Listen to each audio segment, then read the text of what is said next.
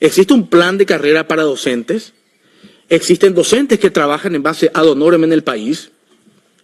Por otro lado, me referiré al Programa Nacional de Alimentación Escolar Cualihuarma, orientado a proporcionar un servicio alimentario de calidad a niñas y niños matriculados en instituciones educativas. Se ha denunciado públicamente que su recepción es insuficiente en términos de cantidad y periodicidad, y también que se carecen de nutrientes suficientes en cuanto a los alimentos entregados, y que los niños que reciben estos alimentos no reciben cantidades mínimas de hierro, por ejemplo, en su desayuno.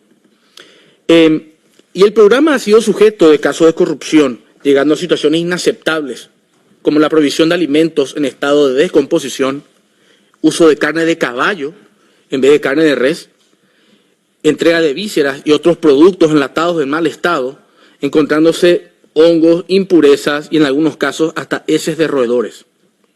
Si bien estamos al tanto de que se está buscando reestructurar y actualizar el programa, es relevante preguntar, y con esto voy a hacer mis últimas preguntas, me reservo el derecho de hacer más preguntas con posterioridad. ¿Qué mecanismos de control y fiscalización en los procesos de compra, manipulación y distribución de estos alimentos ha establecido el Estado? ¿Qué mejoras ha incorporado o prevé incorporar el Estado ante estos casos? ¿Ha identificado el Estado las empresas y proveedores que han proporcionado estos alimentos en el mal estado descrito?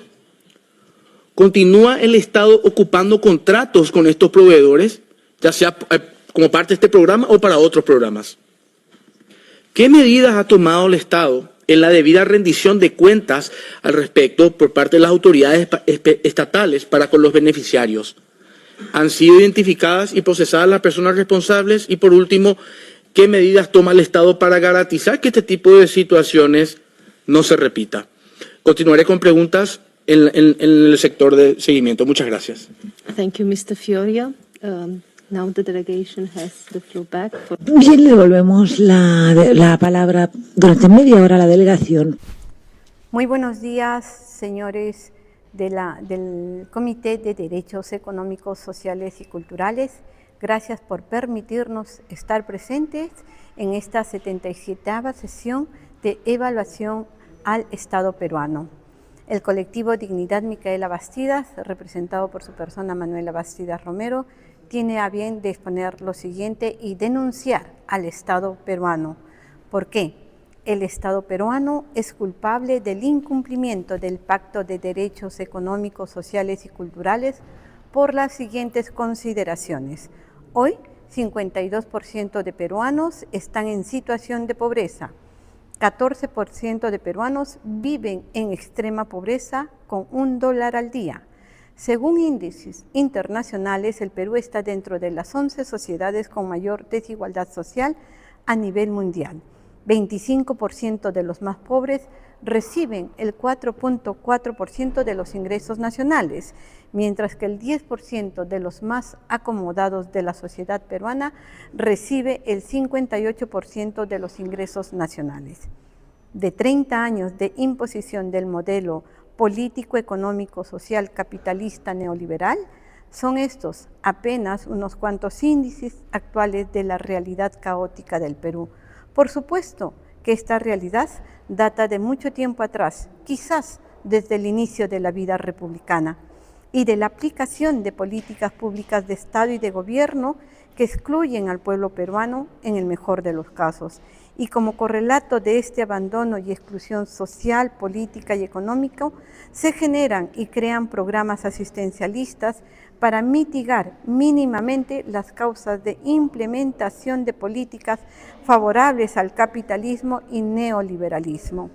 Y también estos programas sociales son las cortinas técnicas y tácticas de usufructuar, robo, los magros y escasos recursos económicos del Estado peruano por parte de personajes políticos corruptos y delincuentes que han institucionalizado la corrupción e impunidad en el Perú desde la década del 70, 80, 90, pero con mayor incidencia a partir del año 2000, en que llega Alberto Fujimori, sentenciado por crímenes de lesa humanidad y considerado el presidente más corrupto del mundo.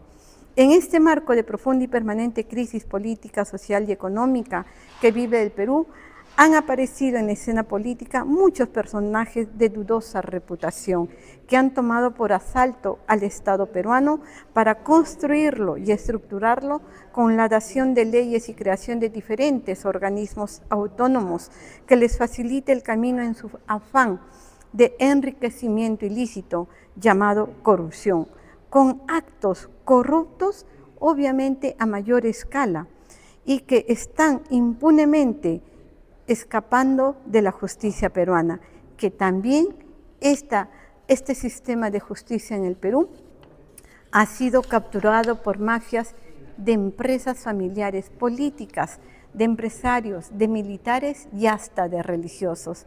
El devenir de la antipolítica peruana ha llegado a tal punto que ya no se respetan normas, códigos ni leyes, y a cada momento se vulneran y pisotean hasta los más elementales principios, valores humanos, morales, éticos, políticos e ideológicos, sin el menor escrúpulo.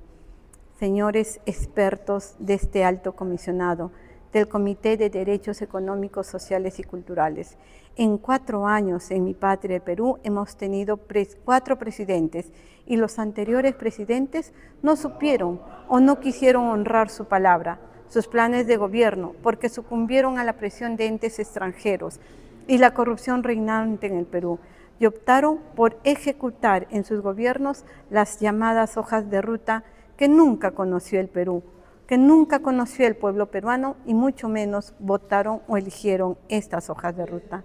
La democracia peruana es una farsa, es un discurso vacío que está en boca de todo el mundo. La institucionalidad política, pública y privada y el Estado de Derecho han sido vulnerados y destruidos por esos mismos actores que poseen algún tipo de poder. Hoy el poder concentra el legislativo y es este legislativo en contubernio con el ejecutivo que están sumiendo en la grave crisis ya antes señalada a mi patria, el Perú. El imperio de la ley ha sido desplazado por el imperio del más fuerte, por el que detenta poder económico de amigos influyentes y magistrados prevaricadores. Es la realidad por la que ha pasado nuestra hermana, es la realidad por la que ha pasado estos 4 jóvenes de Cuyo Grande en el Cusco, con los cuales les expresamos nuestra solidaridad. El día de ayer ya han sido entregados todos los documentos a ustedes, miembros de este alto comisionado. Derechos inalienables como la educación, salud y alimentación han sido convertidas en mercancías puestas al servicio del mejor postor, poniendo en peligro la integridad física y la salud de millones de niños peruanos, agraviados por habérseles entregado alimentos contaminados y en descomposición, distribuidos por empresas criminales y en colusión con los funcionarios responsables, directores y jefes políticos del programa Qualiwarma. Yo quiero detenerme segundos en este tema, señalar que este programa es implementado por el ministerio llamado MINDIS, Ministerio de Desarrollo e Inclusión Social, que fue representado o tuvo en esta alta dirección a la hoy presidenta de la República, Dina Ercilia Boluarte Segarra. Y desde ese ministerio, a través de este programa Qualiwarma, que fue el jefe Freddy Hinojosa, hoy vocero presidencial, son estos espacios desde donde se ha repartido alimentos en descomposición y por eso exigimos se tenga que recibir las acciones correspondientes en las instancias judiciales en mi país, pero que organismos internacionales estén vigilantes para que se haga justicia a estos niños pobres o de extrema pobreza de las zonas más alejadas de mi patria, el Perú. Organismos del gobierno, Ministerio de Salud y Dirección de Gestión Sanitaria, Fiscalización y otras están coludidos. Esta dura realidad de robar y lucrar con los alimentos de los niños más pobres de mi patria, el Perú, tiene que ser sancionada. Estos actos de corrupción desde el gobierno peruano han condenado al fracaso al futuro de millones de niños peruanos, sumiéndoles en una anemia perniciosa y desnutrición. es la consecuencia de muy pocas probabilidades de éxito y futuro personal y de superación académica. El Estado peruano también es culpable del incumplimiento del Pacto de Derechos Económicos, Sociales y Culturales, impidiendo que los avances de la investigación de los delitos cometidos en el marco del Programa Social de Alimentación Caliwarma sean amenazados por la impunidad al no haber evitado la desaparición y homicidio de testigos involucrados en dicha investigación judicial. Hay abundante material y claros indicios de la comisión de delitos, en este caso de Caliwarma. No hay ningún detenido, ningún procesado. No pueden evadir la justicia los directos responsables en la persona de Dinercilia Boluarte Segarra y de Freddy Hinojosa y los que resulten responsables en este acto criminal contra nuestros niños peruanos. En nombre de aquellos niños afectados, la sociedad civil representada en el colectivo Dignidad Micaela Bastidas, pedimos y exigimos justicia. Muchísimas gracias por habernos escuchado. Media hora, por favor, para sus respuestas al grupo 4. Y luego veremos qué hacemos con los 15 minutos restantes de esta reunión, porque luego hay también preguntas de seguimiento y cosas que hay que decir al concluir la reunión. Desde luego, sean muy estrictos con el tiempo. Adelante, por favor, media hora. Muchas gracias, Presidenta, por su intermedio. Haremos todos los esfuerzos para adecuarnos al tiempo. Quiero empezar esta intervención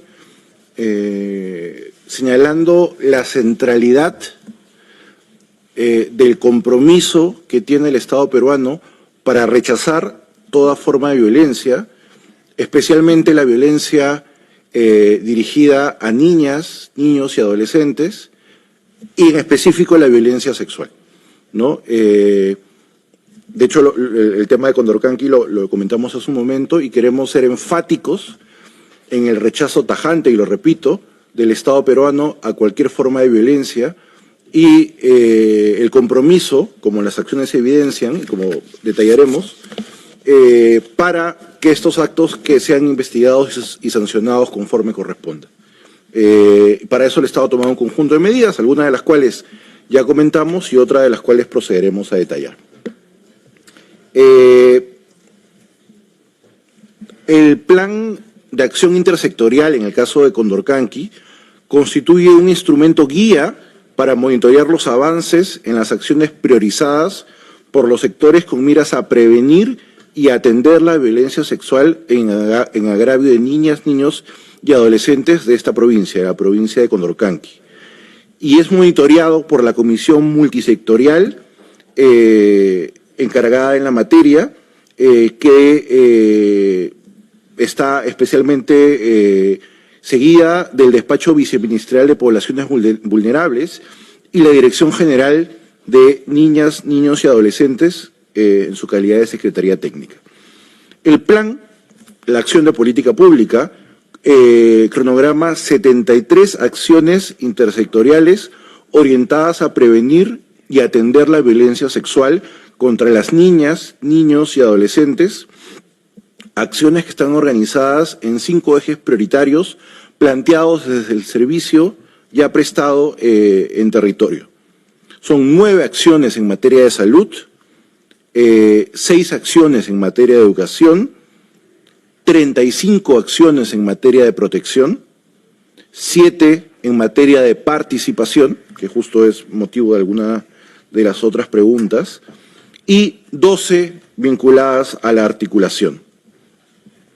En el seguimiento de su ejecución se realiza de manera bimestral mediante la información remitida en un formato de metodología cuantitativa que facilita la sistematización y se consolida en una matriz de elaboración por la Dirección General de Niñas, Niños y Adolescentes y en la cual participan 14 instituciones del Estado.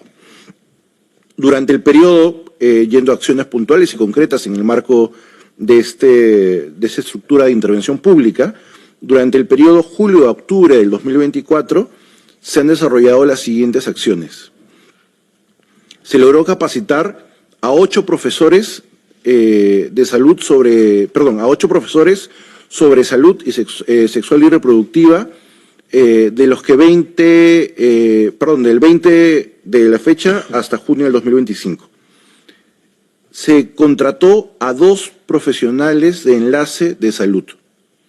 Se realizaron tamizajes de VIH y sífilis a más de 3.277 personas en más de 30 comunidades nativas. Se dio 47 asistencias técnicas sobre desarrollo socioemocional y prevención y protección de la violencia y una capacitación a gestoras comunitarias. Se contrató a 6 especialistas para brindar asistencia técnica en las 18 instituciones educativas de los servicios residenciales estudiantiles de la región de Condorcanqui. Se contrató a 16 gestoras comunitarias para brindar apoyo a la red de protección. Entre sus acciones más relevantes se encuentra la elaboración del reporte de alertas de casos de violación y situaciones de falta de docentes en las instituciones educativas identificadas por las gestoras comunitarias. Se han conformado 18 redes de protección comunal. 18 redes de protección comunal, equivalente al 100% de las comunidades. A la fecha, 15 redes ya cuentan con un plan de trabajo con su respectiva propuesta de actividades de sensibilización hasta el mes de diciembre. Asimismo, se han dado asistencias técnicas de seguimiento y monitoreo a profesores y actores comunales a partir de las direcciones regionales. Se han elaborado 80 banners, 80 carteles publicitarios para la promoción de las redes de protección comunal en el 100% de las instituciones educativas. Se realizaron 50 asistencias técnicas a la Unidad de Gestión de Educación Local en Condorcanqui para mejorar los procesos administrativos disciplinarios, que justo también era una de las consultas específicas, relacionados con violencia sexual. En este marco se destaca la contratación de 4 abogados por la Dirección Técnica Normativa. Se realizó el lanzamiento del 23º curso de intérpretes y traductores dirigido a mujeres, donde se llevaron a cabo talleres informativos en Bagua, Santa María de Nieva y Río Santiago, alcanzando la invitación a más de 125 entidades. El Poder Judicial capacitó a 46 personas entre autoridades distritales y comunitarias sobre violencia contra la mujer e integrantes del grupo familiar en el marco de la Ley 30364. Se realizó asistencia técnica con especialistas y responsables de las defensorías municipales del niño y el adolescente en los distritos de Nieva, Río Santiago y Cenepa. Se implementó la Cámara GESEL, proyecto que se inauguró el 17 de septiembre del 2024 para facilitar la realización de pruebas anticipadas en casos de violencia sexual hacia niñas, niños y adolescentes, que contribuirá al proceso de reparación psicológica y además, evidentemente, al acceso a la justicia y evitar la impunidad en estos casos. El Programa Nacional de Alimentación Caliwarma proporciona alimentación a 18 residencias estudiantiles del Minedu, beneficiando a 32.273 estudiantes en la provincia de Condorcanqui. Hay acceso a internet satelital en las áreas rurales de la provincia de Condorcanqui en 26 centros poblados, alcanzando a 42 instituciones públicas. Se contrató a 11 profesionales destinados al Centro de Emergencia Mujer de Condorcanqui y al Servicio de Atención Rural para Cenepa y el Río Santiago. El Ministerio de la Mujer gestionó la suscripción de un convenio con la Municipalidad Provincial de Condorcanqui para garantizar la continuidad del Centro de Emergencia Mujer en esa localidad, o esa región. Se renovaron equipos informáticos y bienes muebles mediante el traslado de 10 laptops, 5 armarios y 16 chalecos, además de otros materiales necesarios para el trabajo de campo. Se realizó 5 asistencias técnicas, tanto presenciales como telemáticas, a los profesionales del SEM de Condorcanqui. Se realizaron 5 asistencias técnicas a profesionales del Servicio de Atención Rural. Se realizó la contratación de 2 profesionales defensores públicos mixtos, de los 2 que se tiene previsto para prestar, a pesar de las dificultades, para cubrir las plazas en la zona. Es decir, superando las dificultades. Se atendió a 100 pobladores nativos en condición de vulnerabilidad que se beneficiaron del servicio de justicia itinerante. se reportó 93 casos de violencia sexual en niñas, niños y adolescentes que cuentan con seguimiento legal especializado, nuevamente para evitar la impunidad. Se logró capacitar a 260 personas con destacada participación de mujeres en 5 comunidades nativas del distrito de Cenepa. Se realizó una campaña de sensibilización e información en la institución educativa primaria Yutupis. En Santa María de Nieva se presentó a la mesa técnica multisectorial para abordar la problemática de violencia sexual contra niños, niñas y adolescentes en la provincia de Condorcanqui. Se programó 3 asistencias técnicas para el funcionamiento de la inasistencia provincial a la concertación de Condorcanqui. Asimismo, el 22 de noviembre del 2024 se aprobó la estrategia multisectorial para la prevención de la violencia sexual que afecta a los niños, niñas y adolescentes. Prevenir para proteger, cuyo objeto es reducir significativamente la prevalencia de la violencia sexual y fortalecer el bienestar integral de nuestras niñas, niños y adolescentes, asegurándoles un entorno más seguro y protector para su desarrollo, con un horizonte al año 2030. Sobre los procedimientos administrativos y judiciales a docentes en la provincia de Condorcanqui, como ya se mencionó, desde el año 2010 al 31 de diciembre del 2024 se tiene a 607 docentes y 52 trabajadores administrativos denunciados por delitos de violencia sexual, siguiendo los procedimientos correspondientes. De otro lado, como ya comentamos también, el sistema Nexus permite identificar en los procesos de plazas educativas a los profesores vinculados a estas materias. Los profesores contratados durante el 2024 que tienen medida preventiva de separación no pueden enseñar. Para el 2025 cuentan con un impedimento legal para ser contratados a la luz de la normatividad vigente. Asimismo, se han fortalecido las capacidades de los servidores públicos indígenas, a 74 servidores públicos indígenas en Condorcanqui. Se ha contratado a gestoras interculturales para atender esta problemática, y hay investigación acerca de estatutos comunales ante casos de vulneración de derechos de trámites y denuncias. Como podrán ver, para poder pasar a responder otra pregunta y no quedarme solo en esta, hay un profundo compromiso del Estado peruano en atención a esta materia, y cualquier declaración que se haga debe ser interpretada en el sentido de, o que se haya realizado en el sentido de preocupación y atención urgente a esta problemática que se viene atendiendo, como comentábamos, desde el 2010. Se nos consultó también en relación a el tema presupuestal y cómo es que estaba el gasto referente a ello en el sector educación, referente al gasto público.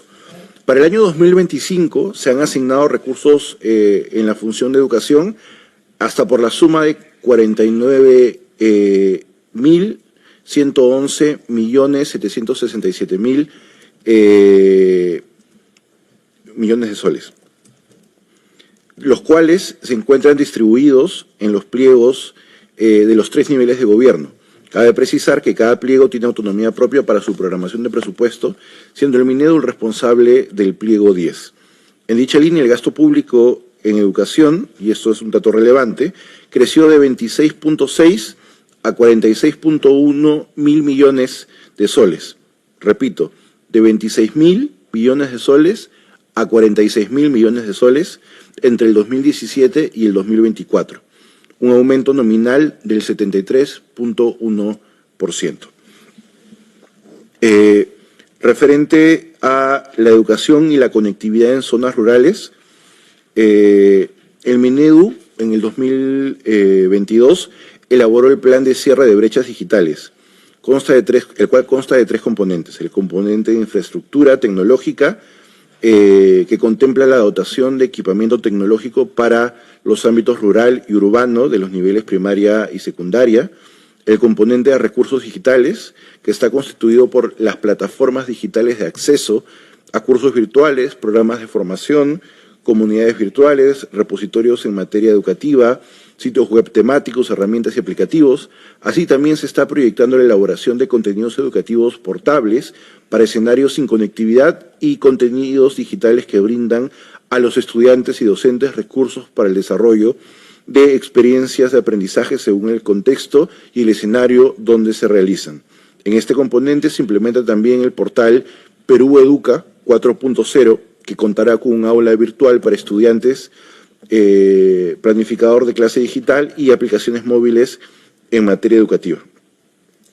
El componente de acciones formativas contempla asistencia técnica para el acceso al uso y aprovechamiento pedagógico y de gestiones de los distintos dispositivos tecnológicos para potenciar el servicio educativo en la modalidad presencial, a distancia y semipresencial de la educación básica según las necesidades formativas y tecnológicas correspondientes a la materia. Asimismo, a fin de acortar la brecha digital de uso de tecnologías digitales de nuestros estudiantes y docentes en escenarios rurales y urbanos de pobreza y brindar servicios educativos de equidad, inclusión y calidad acorde al al objetivo estratégico del Ministerio de Educación de tener un acceso equitativo a una educación integral que permita el desarrollo pleno de las capacidades humanas en sociedad. Sobre el tema de recuperación de aprendizajes y el impacto que esto tuvo en el contexto de la COVID-19. Nos preguntaban qué acciones se han tomado. Una de ellas es el refuerzo escolar. Esa estrategia consiste en desarrollar acciones pedagógicas y de gestión desde un enfoque territorial a fin de que los y las estudiantes desarrollen sus componentes de matemática y comunicación y fortalecer las habilidades socioemocionales. Es decir, no solo el tema de aprendizaje, sino también las habilidades blandas, según el nivel esperado para su grado o ciclo. Esta estrategia se desarrolla en 3 etapas. Etapas de reconocimiento de necesidades de aprendizaje para el refuerzo escolar, etapa de acompañamiento y desarrollo del refuerzo escolar y etapa de cierre. A nivel de educación primaria, para la implementación del refuerzo escolar, la Dirección de Educación Primaria elaboró y publicó las fichas de aprendizaje de comunicación y matemáticas para estudiantes, las mismas que presentan diversos niveles de complejidad con el propósito de atender a diversidad de estudiantes del mismo grado, según el nivel de necesidad, como comentábamos hace un momento.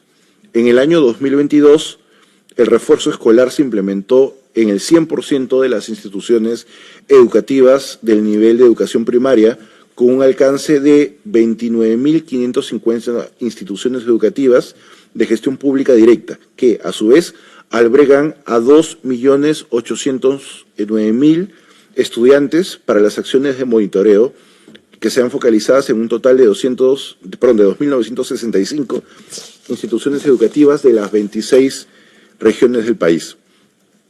El estudio cualitativo sobre el refuerzo escolar del 2022, realizado por la Dirección de Educación Primaria, encuentra que los docentes señalan que sus estudiantes van mejorando y logran superar las limitaciones que se presentaron al inicio del año escolar, lo cual implica que muchos estudiantes estuvieron en inicio o en proceso, lograron el aprendizaje que correspondía a su grado. Asimismo, los docentes consideraban que, aunque existen limitaciones logísticas, el refuerzo escolar debería ser una atención adicional porque ha mostrado resultados positivos. En el 2024, se elaboraron y actualizaron las fichas de refuerzo escolar en distintas colecciones. Estos materiales se encuentran disponibles en versión digital y pueden ser consultados por cualquiera de ustedes en Perú Educa, en la página del Ministerio de Educación. A nivel secundario, en el 2022, un total de 1.035 instituciones educativas públicas secundarias focalizadas por el monitoreo a través del sistema de gestión de calidad del servicio educativo cumplieron con implementar acciones previstas en la Estrategia Nacional de Refuerzo Escolar, es decir, ejecutaron la evaluación diagnóstica, planificaron y organizaron el refuerzo escolar y realizaron acciones de fortalecimiento según el caso, brindando atención diferenciada a los estudiantes según lo necesitaran.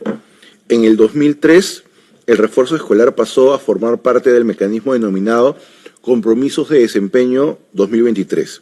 Es así que en 3.505 instituciones educativas públicas de secundaria, de un total de 4.853 focalizadas para el monitoreo a través de Simón, cumplieron con los criterios establecidos sobre particular en 2 etapas de evaluación, logrando el 73.2% de instituciones educativas implementar acciones de la Estrategia Nacional de Refuerzo.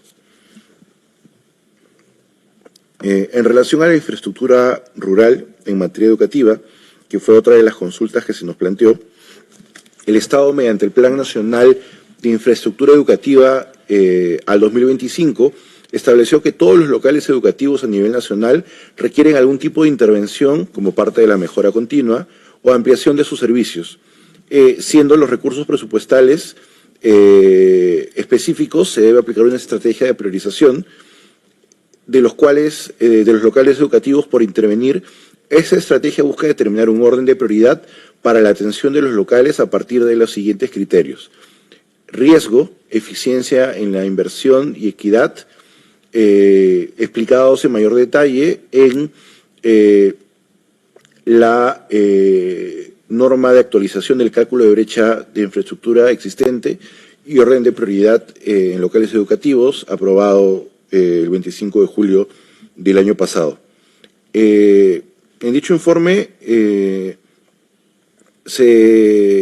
la estimación de la inversión requerida para cubrir esto son 180.000 millones de soles, asociados a 55.000 locales que contaban con registro de información. Sobre la brecha ya cerrada, se ha realizado el cálculo del orden de prioridad para cada local educativo a nivel nacional, regional, provincial y distrital al 29 de diciembre del 2024. Es oportuno señalar que esta operación se ha realizado únicamente para 51.411 locales educativos, según los criterios establecidos en la metodología. A nivel regional se debe destacar la mayor cantidad de locales de votación identificados con brecha cerrada y priorización son las siguientes regiones: Huancavelica con el 99.9%, Ayacucho, Apurímac. Por otro lado, las regiones con menor cantidad de priorizados son Callao y Lima, es decir, se han priorizado las zonas con mayor índice de requerimientos. Quisiera igualmente referirme a las consultas sobre los procesos administrativos a docentes, ¿no? Ya nos referimos que toda afectación a un niño o una niña debe entenderse como grave, y nos hacían una consulta sobre qué debe entenderse por el tema de la sanción referente a la actividad política por parte del docente. Es importante precisar que los instrumentos internacionales en materia de derechos humanos, como la doctrina especializada en la materia, en efecto precisa la importancia de la participación social activa de niños, niñas y adolescentes, y la importancia de escuchar sus opiniones y buscar mecanismos para que estos participen en la vida en sociedad. Eso es algo que es promovido y respetado por el Estado peruano. En específico, la norma precisada lo que busca es evitar que uno de los componentes de la participación de los adolescentes se vea afectado, como fue planteado de alguna manera en la propia pregunta, que es el elemento libertad. Es decir, los adolescentes, niños y niñas deben participar bajo la categoría de libremente, sin ser, digamos, de alguna manera afectados en este componente de libertad. En ese sentido, lo que prevé el reglamento mencionado tiene que ver con justamente aprovechar el espacio docente para no dar una cátedra generalizada, abierta sobre diversos temas, sino influenciar específicamente sobre un tema en concreto y no garantizar la pluralidad de acceso a la información que el niño y el adolescente merece en su proceso formativo. Pluralidad, reiterando la palabra. ¿Cómo se va a garantizar que eso sea lo que se busca? Mediante el debido proceso, ¿no? El debido proceso que está recogido en el artículo 8 de la Convención Americana, en el artículo 14 del Pacto Internacional de Derechos Civiles y Políticos, en la Constitución Política del Perú, y que obviamente implica que cualquier proceso o procedimiento llevado en sede interna garantice justamente eso, ¿no? La justicia y que se tutele con las debidas garantías. Respecto al tema de Caliwarma, permítanme informarles que a la fecha se han identificado y se llevan adelante procesos de sanción para aquellos trabajadores y proveedores que pudieran estar involucrados en cualquier acto de corrupción por parte del ex programa Caliwarma, ahora programa Huasi Micuna. Asimismo, se ha puesto en conocimiento de la Procuraduría Pública, que es la entidad que ejerce la defensa dentro de la entidad, a fin de que se tomen las acciones legales pertinentes contra proveedores y trabajadores. Es decir, existe un compromiso abierto y franco por parte del Estado peruano de garantizar nuevamente el acceso a la justicia en estos casos y que aquellas personas que han incumplido la normatividad y que han afectado la prestación de algún servicio social asuman las consecuencias que la norma ya prevé con antelación para estos casos, que nuevamente el Estado es estricto y de tolerancia cero. Desde el Ministerio de Desarrollo e Inclusión Social se creó en enero del 2025 la Unidad de Integridad del programa Huasi Micuna. Comentábamos hace un momento que en esta lógica de prevención de la corrupción se está implementando esta mirada de integridad y una acción concreta y específica vinculada al ex programa Caliwarma es la creación dentro de su seno de esta Unidad de Integridad, siendo alguna de sus funciones conducir la gestión de riesgos que afectan la integridad pública en coordinación con la Dirección Ejecutiva y las unidades funcionales del Programa Nacional, así como proponer a la Dirección Ejecutiva del Programa de Integridad y Lucha contra la Corrupción, así como supervisar su cumplimiento. Es decir, hay un elemento que es parte del diseño organizativo de la entidad, que está directamente focalizado, como en otras entidades del Estado, no solamente en Caliwarma, pero en este caso obedece la pregunta, para prevenir hechos de corrupción. Para canalizar las denuncias sobre corrupción, este 2025, desde el programa Huasi Micuna, ex Caliwarma, se implementó como canal adicional una línea de WhatsApp. Los canales formales son también un correo institucional y a través del portal de denuncias del programa, donde se reserva la identidad de la persona que denuncia, de esta manera fortaleciendo la actividad preventiva y atención contra hechos de corrupción.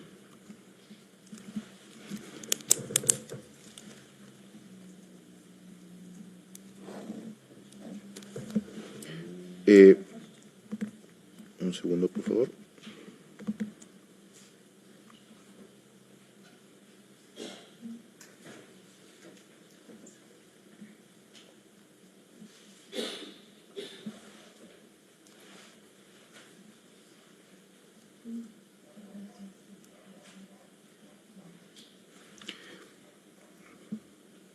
Creo que con eso habríamos atendido todas las cuestiones. Está lo de Caliwarma, está lo de tema político, está el tema de educación, está el tema de conectividad, está el tema de recuperación, está el tema de abuso sexual en Condorcanqui. Igual, si es que algo se nos pasó, gentilmente esperamos que nos lo precisen para poder atenderlo. Gracias. Thank you very much. So maybe...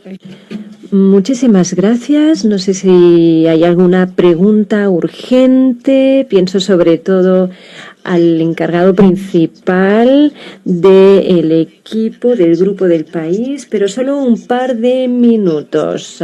Señor Fiorio, por favor. Muchas gracias. Quedan muchas consultas, pero voy a ir a dos específicas que tengo. El conocimiento del comité que el recurso de conclusión anticipada en el ámbito judicial, el cual resulta inimpugnable y no se puede recurrir, es lo que se ha informado. Y al respecto, estamos en conocimiento de que esta medida se implementa o bien se incentiva constantemente a su uso de manera inducida a personas quechohablantes, quienes sin el debido conocimiento o por limitaciones de idioma terminan acogiéndose a la misma sin conocer las implicancias ni derechos. Al respecto, tengo a bien consultar si el Estado ofrece servicios gratuitos judiciales para que quechohablantes puedan comprender los procesos de conclusión anticipada. Por otro lado, si se identifican casos como el señalado, ¿existen medidas de nulidad u otros recursos orientados a enmendar estos casos? Y si podía dar más información, si se ofrecen servicios de justicia en quechua en el Estado a fin de que los usuarios tomen decisiones debidamente informadas y en pleno conocimiento. Esta pregunta es extensiva también a los otros idiomas originarios del Perú.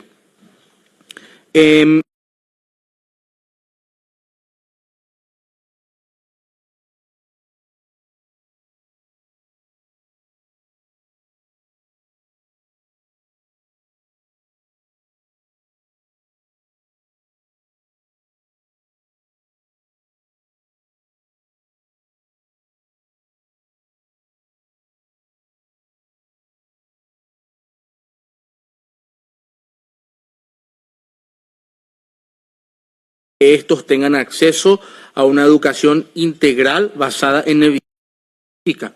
Y como última pregunta, considerando la alta incidencia de embarazos adolescentes en el Perú y la alta presencia de embarazos no deseados, consulto, ¿qué medida prevé el Estado para ofrecer educación sexual integral de calidad a fin de tener una incidencia sobre esta situación? Muchas gracias. Thank you, Mr. Fiorio. Muchas gracias, señor Fiorio. Tiene la delegación entre 3 y 5 minutos para responder a estas preguntas. Muchísimas gracias. Intentaremos responderlas con el mayor detalle posible. Sobre el tema de justicia intercultural, de hecho, un poco para visibilizar el tema, el Viceministerio de Derechos Humanos en el Perú es Viceministerio de Derechos Humanos y Acceso a la Justicia. Entonces, es un tema que está visibilizado desde el nombre y hay un nivel de focalización en la atención de estos servicios. Dentro, concretamente, de la oferta de servicios, existen locales, por llamarlos así, conocidos como alegras, donde se brinda asistencia legal gratuita. Y existen alegras con componente intercultural, es decir, donde las personas pueden asistir y recibir atención bajo el componente intercultural. Por citar un ejemplo puntual, y esto es comprobable porque está en Internet, hace pocos meses se inauguró en Apurímac, una de las regiones del Perú, un nuevo centro Alegra con enfoque intercultural en la zona de Caquibamba, que busca mejorar el acceso a la justicia para cerca de 7.000 personas. Obviamente los defensores brindarán en la lengua materna, el quechua, esta información, ¿no? Logrando que el servicio sea más eficaz y permanente, ¿no? Lo cual obviamente está destinado o depende también de la inversión de recursos. Por ejemplo, esta obra en específica destinó una inversión de más de 200.000 soles para su edificación y la prestación de sus servicios. Así que creemos que es un tema importante poner sobre la mesa, siendo, digamos, uno de los varios alegras interculturales que tenemos en el país. Respecto de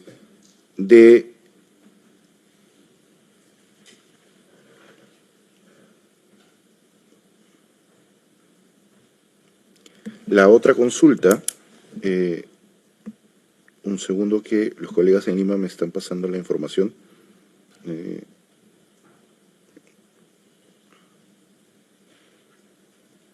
Ya.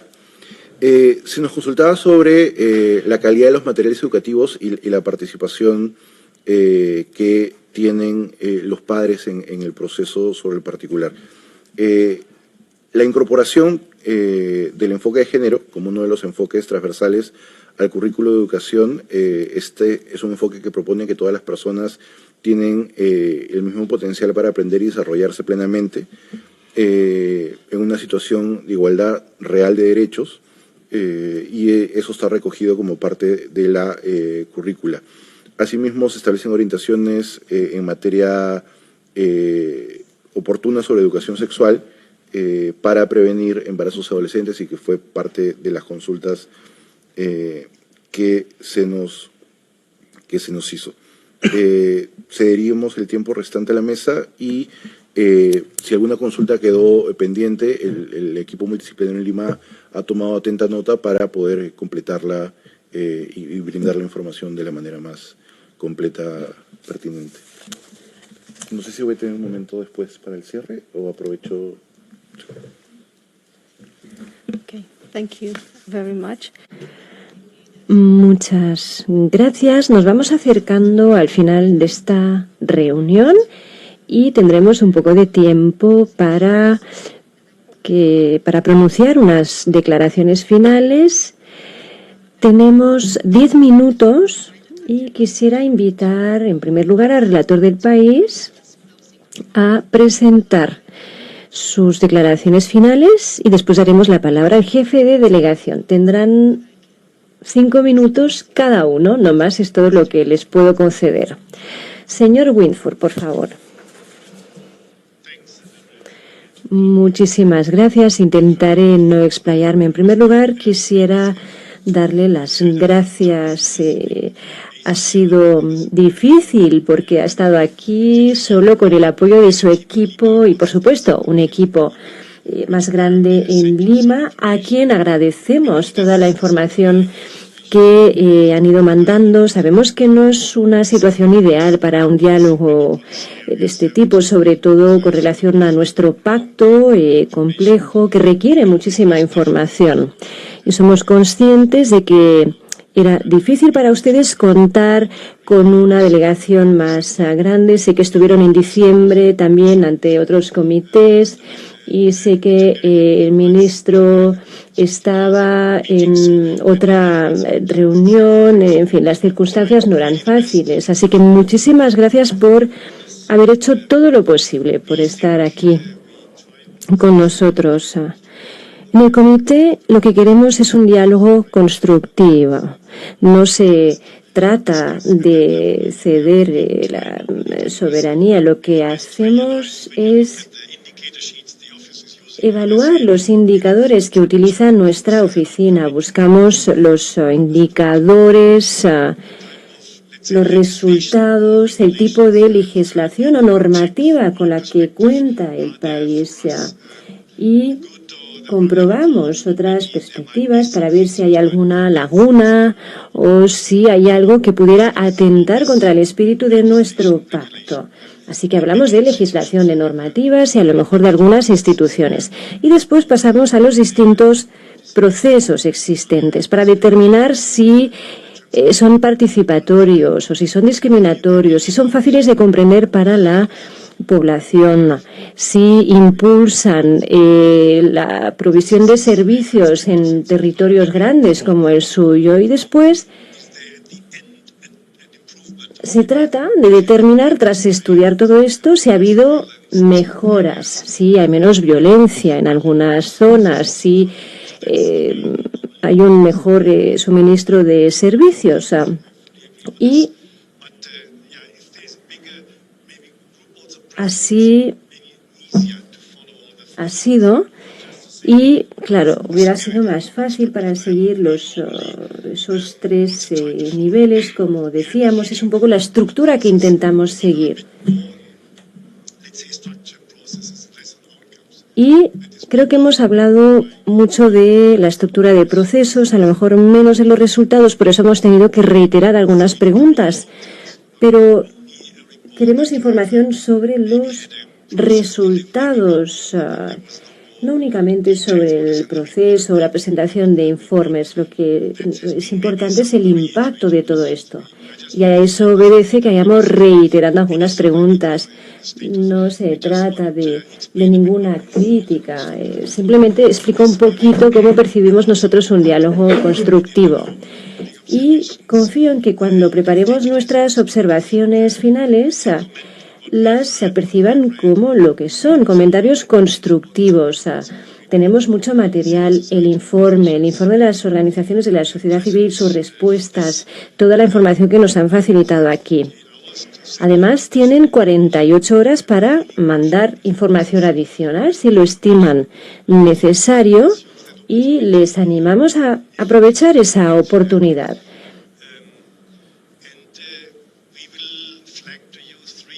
Y nosotros identificaremos 3 puntos para el seguimiento en las observaciones finales. Sectores en los que pensamos pueden progresar en los próximos meses y eso es lo que identificaremos en las observaciones. También agradeceríamos que publicaran el resultado de nuestro diálogo constructivo en su país, divulgarlo, y a lo mejor en todos los idiomas necesarios, lengua de signos, en quechua, todo lo que le dé la máxima difusión, para poder también hablar con las distintas organizaciones sobre cómo pueden aplicarse las recomendaciones. Es algo que proponemos a todos los estados. Y también quisiera dar las gracias a la sociedad civil por estar presente hoy aquí. Sí que algunos han venido de muy lejos en circunstancias difíciles. Gracias por la información, por tomarse tan en serio este ejercicio, este proceso y por aprovechar la oportunidad que ofrece este diálogo constructivo. Para concluir, retomaré algo que dije al principio y son las preocupaciones transmitidas por la sociedad civil con relación a protestas, manifestaciones. Queremos que disminuya ese temor, ese miedo. Es importante que haya una consulta interna sobre cómo mejorar la protección y los resultados de los derechos económicos, sociales y culturales. Muchísimas gracias y les deseo un feliz viaje a casa y muchísimas gracias al equipo de Lima, a quien no hemos podido ver, pero así ha sido. Muchas gracias. Ahora daré la palabra a la delegación para una declaración de clausura. Señora Presidenta, señores expertos que integran el comité, señoras y señores, llegando al final de esta sesión, deseo expresar a nombre del Estado peruano nuestro más sincero agradecimiento por el intercambio que hemos sostenido durante este ejercicio de diálogo constructivo. En ese marco, retomando igual las palabras con las que inicié mi participación también, queremos reafirmar que el Estado peruano es un Estado democrático, respetuoso del Estado de Derecho, de las instituciones democráticas, y en ese marco existe absoluta disponibilidad y disposición para que las personas puedan manifestar sus diferentes puntos de vista y, como dijimos al inicio, rechazamos categóricamente cualquier expresión o afirmación que pretenda dar a entender lo contrario.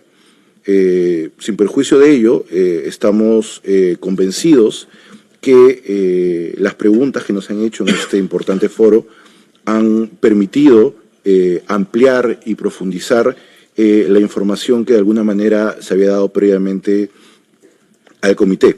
Consideramos que ello permitirá al comité valorar los diversos avances y esfuerzos de los que hemos dado cuenta, no solamente resaltando políticas públicas, sino también exponiendo en el marco de lo que el foro permite algunos resultados, y estamos seguros que ello indicará la adopción de recomendaciones que guarden un correlato objetivo con lo informado por esta delegación y por el Estado peruano en general. Asimismo, valoramos los comentarios realizados por los miembros del comité a través de sus intervenciones sobre los alcances de las medidas que venimos implementando como Estado.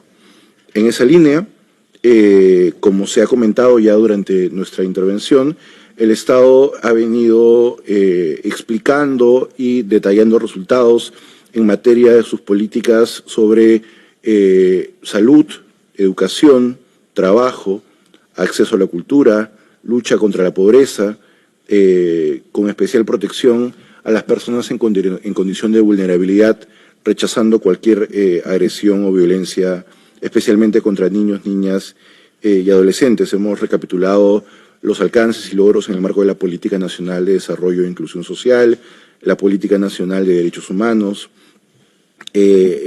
la política de discapacidad, dando justo ahora en la mañana datos bastante concretos sobre el tema del acceso al empleo y el resultado de las políticas que sobre el particular se ha tenido, igualmente dando información sobre el tema de las intervenciones en salud mental y las medidas concretas referente a la protección de violencia contra la mujer en específico. Por otra parte, a fin de acercar los servicios del Estado a las poblaciones que se encuentran en zonas alejadas, hemos resaltado esta actividad bastante importante, que son las plataformas itinerantes que se acercan a la población. Dicho esto, en el marco de las disposiciones contenidas en el Pacto Internacional de Derechos Económicos, Sociales y Culturales, establecemos el firme compromiso de analizar cuidadosamente las recomendaciones que tengan a bien formular este comité. Ello sí, dentro del margen de apreciación de los Estados, reconocido por el Tribunal Europeo de Derechos Humanos, por ejemplo, en los casos Onerligic contra Turquía y Hantos y otros contra el Reino Unido. Quisiera reiterar el compromiso del Estado peruano con la protección y promoción de los derechos económicos, sociales y culturales de las personas y en especial en aquellas en condición de vulnerabilidad. Seguiremos trabajando para fortalecer nuestros mecanismos de protección en la mejora de los servicios implementados para garantizar el derecho a la educación, la salud, el trabajo, el acceso a la cultura y demás importantes temáticas vistas durante este espacio. Para poder atender y garantizar los derechos sostenidos en el pacto, se requieren no solo esfuerzos nacionales sostenidos, sino también una estrecha cooperación internacional y el intercambio continuo de experiencias y buenas prácticas. En ese sentido, valoramos enormemente el papel que puedan cumplir los órganos del Sistema Universal de Protección de Derechos Humanos. No queremos culminar nuestra intervención sin reiterar nuevamente el compromiso del Perú con la institucionalidad democrática como sustento de los derechos humanos. Finalmente, deseo expresar nuestro agradecimiento a la Secretaría del Comité por su apoyo en la organización de esta sesión, a los intérpretes que han facilitado nuestra comunicación y al equipo técnico en Lima, que forma parte integrante también de esta delegación por el gran apoyo que nos han brindado desde nuestra capital. Muchísimas gracias. Thank you very much for your... Muchas gracias por estas últimas observaciones y por no prolongar demasiado esta reunión. Quiero darles la bienvenida a este examen, darles las gracias al grupo y al relator. Abreviando en vista de la hora, quiero decir que estoy totalmente de acuerdo con las conclusiones del relator en cuanto a lo difícil que es tener que dialogar de esta manera. Por otro lado, gracias por haber podido venir.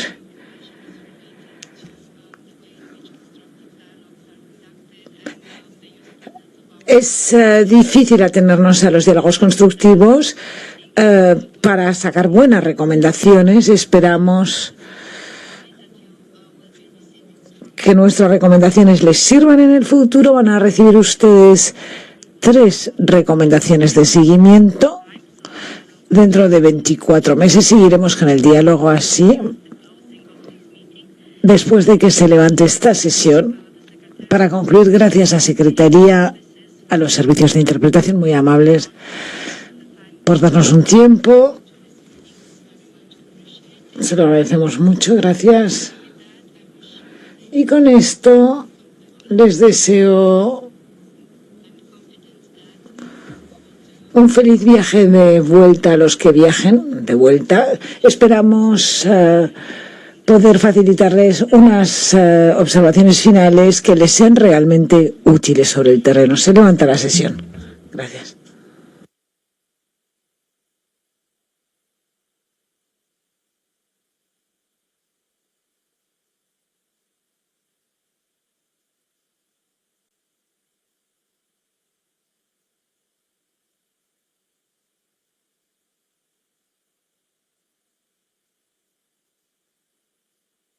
Énfasis en ámbitos de población indígena u originaria.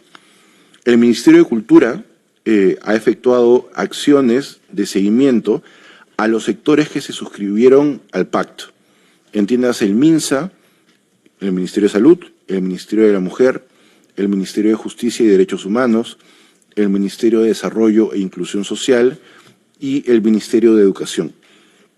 Así, de un total de 21 acciones a implementar por los sectores, se identifica que 20 ya han sido implementadas, quedando solo una pendiente. Cabe señalar que además de los compromisos asumidos, el Ministerio de Cultura ejecutó 14 talleres de capacitación sobre derechos humanos a 653 mujeres indígenas en 14 comunidades de Bagua y Condorcanqui, y 2 talleres a servidores públicos.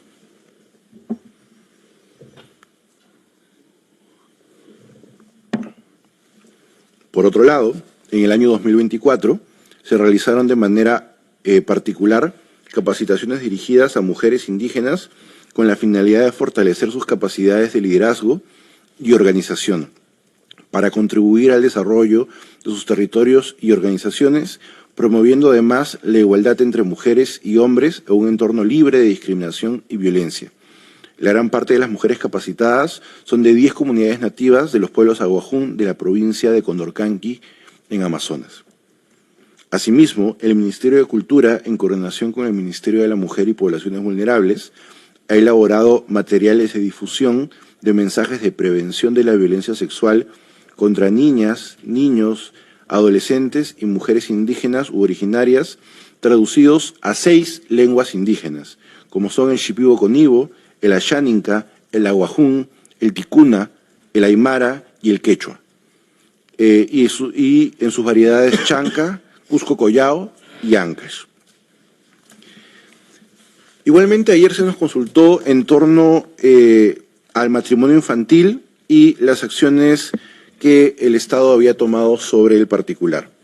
Sobre el matrimonio infantil, en consonancia con los mandatos de la Convención sobre los Derechos del Niño y sus protocolos facultativos, el 25 de noviembre del año 2023 se adoptó la Ley 31.945, a fin de prohibir el matrimonio de personas menores de edad. Es importante precisar que la única disposición complementaria transitoria de la precitada ley establece que la persona menor de edad, de forma directa y sin intermediarios, tiene la facultad de solicitar la anulabilidad del matrimonio que haya contraído con anterioridad a la vigencia de la presente ley. Esta reforma legal ha permitido que durante el año 2024 la cifra de registro de matrimonios con personas menores de edad en RENIEC, que es el Registro Nacional de Identificación y Estado Civil, sea de 0.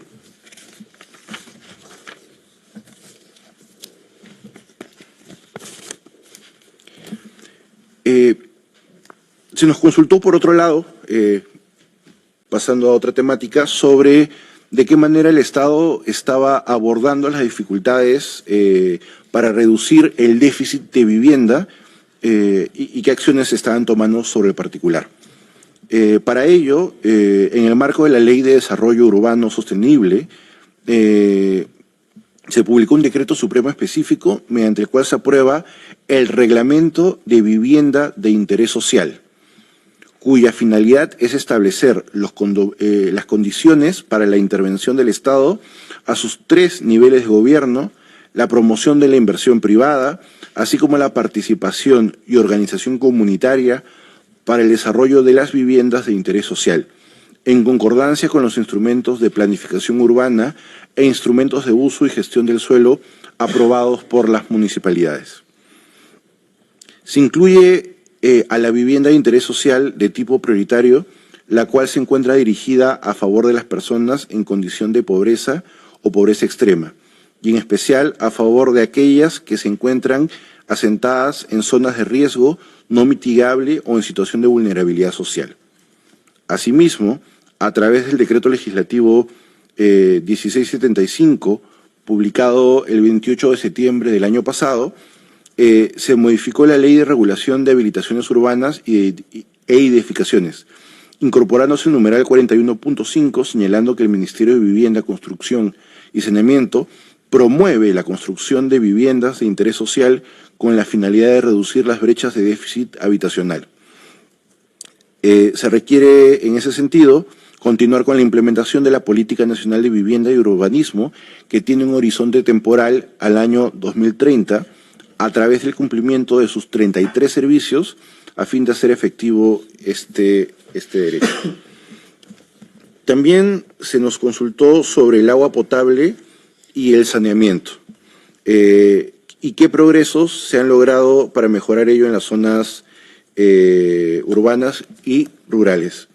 Sobre el acceso al agua potable y saneamiento, en los últimos años se han logrado avances, especialmente en áreas urbanas, donde el acceso al agua potable ha mejorado reduciendo la brecha de 14.3% a 13.13% en el caso de saneamiento. En Lima Metropolitana y Callao, el 92.8% de la población ya cuenta con acceso al agua potable, lo que refleja un progreso significativo en la infraestructura y la gestión de los servicios. No obstante, persisten desafíos en zonas periurbanas y rurales, donde se continúa con los esfuerzos para garantizar un servicio sostenible y que reduzca las brechas, atendiendo la prioridad de esta temática.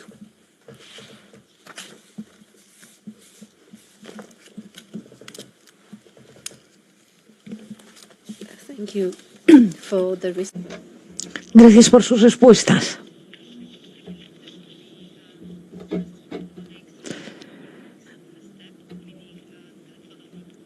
Bien, nuestros colegas van a hacer ahora preguntas de seguimiento al grupo 3. Y para ello doy la palabra al comité por si tienen preguntas o preguntas de seguimiento, mejor dicho, sobre el grupo 3.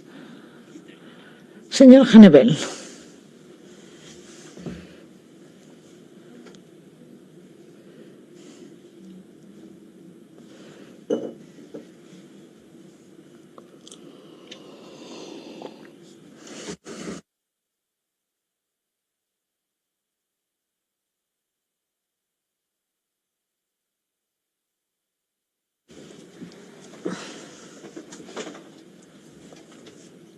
Can I try?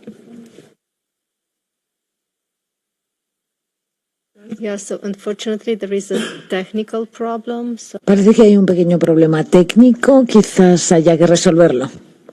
Antes de seguir avanzando,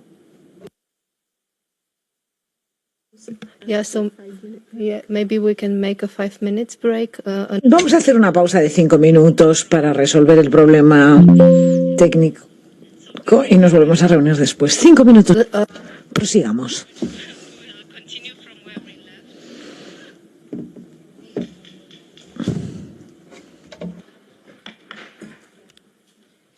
So maybe a kind request, to proceed. Okay, so Vamos a seguir, si les parece, e intentar ceñirnos al tiempo.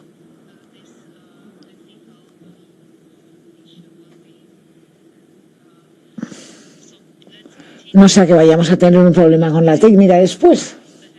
Señor Hanebel, como veníamos diciendo, le doy la palabra para preguntas de seguimiento al grupo 3. Tenemos 10 minutos en total para todo el comité, señor Hanebel. Muchas gracias, señora Presidente, por darme la palabra. Quería dar las gracias una vez más a la delegación de Perú por este diálogo tan complicado.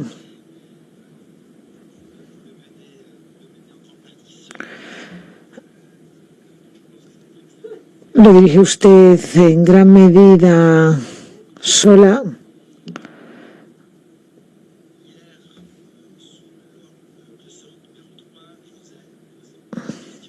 Ayer les hice muchas preguntas sobre el grupo 3. Es cierto que algunas han contestado ahora.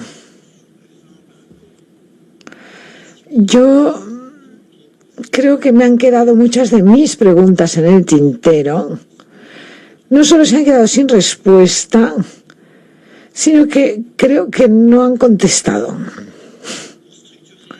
Para estructurar y tener un intercambio lo más constructivo posible, les voy a preguntar si con carácter prioritario no podrían contestarme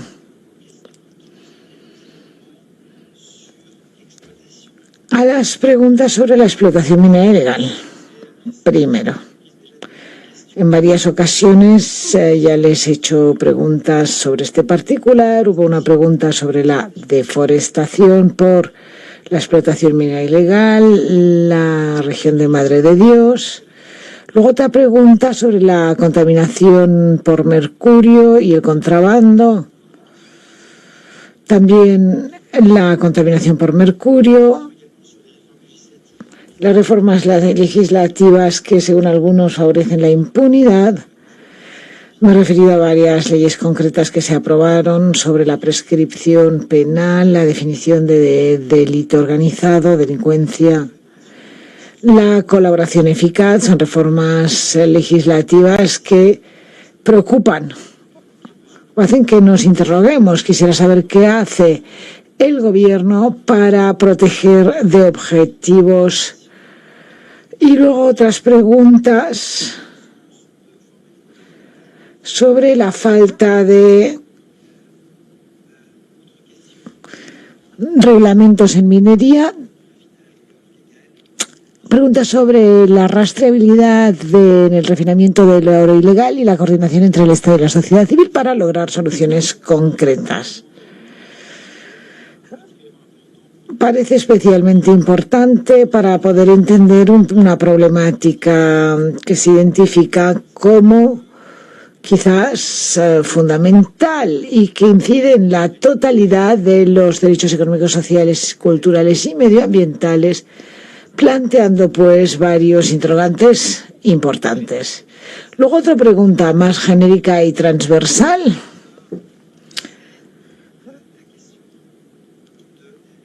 A saber, el tema del combate contra la corrupción, problema este que, como saben,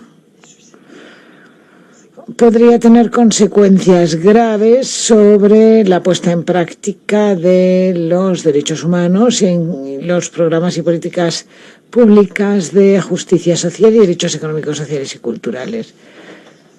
Si nos pudieran explicar los desafíos en el combate contra la corrupción, problemas que tienen todos los estados del mundo, Perú también, claro. Pero, ¿qué problemas tienen y qué medidas toman para combatir de forma eficaz contra estos problemas de corrupción? Y luego, no voy a poder repetir todas las preguntas sobre el grupo 3, pero se hicieron preguntas sobre el derecho a la salud, concretamente el acceso universal a la atención sanitaria en zona rural y para las poblaciones indígenas, la infraestructura sanitaria, la distribución equitativa de los medicamentos, la salud mental, otra pregunta que hicimos, preguntas sobre las pandemias y enfermedades infecciosas y una serie de preguntas especialmente importantes sobre los derechos sexuales y reproductivos, y en particular el acceso a la atención sanitaria, sexual y reproductiva y el acompañamiento psicológico y social de las jóvenes víctimas de embarazos precoces o forzados y cómo combaten la maternidad forzada y qué acceso tienen las jóvenes al aborto. ¿Podrían comentárnoslo, por favor, y contestar también a cómo combaten la violencia obstétrica.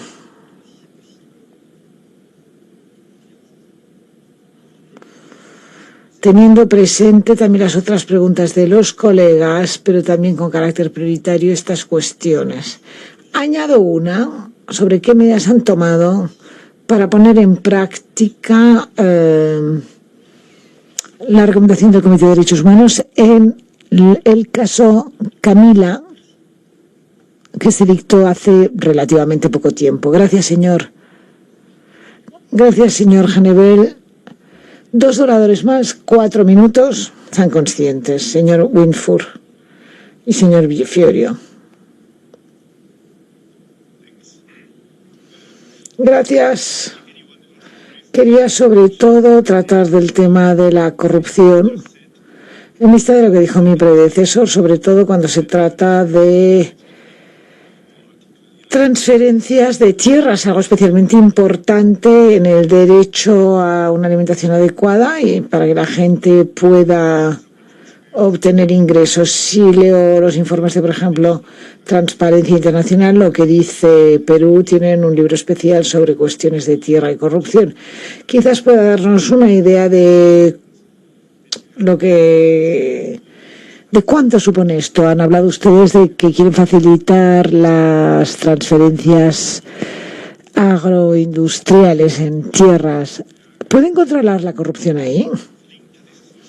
Y con relación a esto, una pregunta que tenía yo al principio también, que es la participación de las comunidades indígenas en todas estas formas de transferencias de tierras. Y ayer, viéndolo más de cerca, hallamos que aunque su Tribunal Constitucional ha dicho que ustedes aplican el consentimiento libre, previo, informado,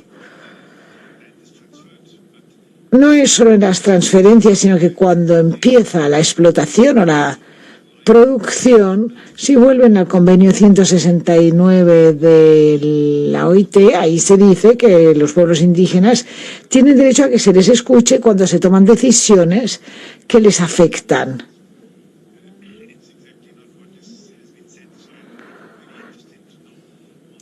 Díganme, pues, por favor, porque me interesa mucho, cómo aplicar esta reglamentación, sobre todo en cuanto a transferencias de tierras y en cuanto a la corrupción y las transferencias. Quisiera saber cómo consiguen ustedes transferir tierras para todas estas tierras. Y tenemos un comentario general sobre tierras y derechos económicos, sociales y culturales.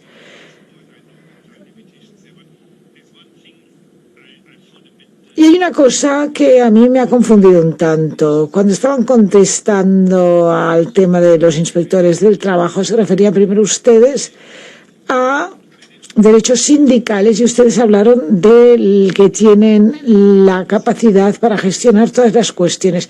Y en cuanto a condiciones de trabajo, dijeron que era complicado, pero ¿cómo se puede entonces controlar los derechos sindicales, pero no el artículo 7, condiciones de trabajo, etcétera? Me parece una contradicción. Quiero entender qué entienden por la capacidad de controlar estos derechos laborales. ¿Nos podrían explicar un poco mejor esta presentación escrita de los controles de condiciones de trabajo? ¿Cómo se hace? Es complicado si hay producción agrícola fuera y uno envía un correo electrónico sencillamente diciendo infórmenos de si ponen en práctica lo que han prometido sobre el uso de pesticidas y ellos les dicen que sí, ahí lo dejan. ¿Se queda en eso? Gracias, señor Winfur. Señor Fiorio.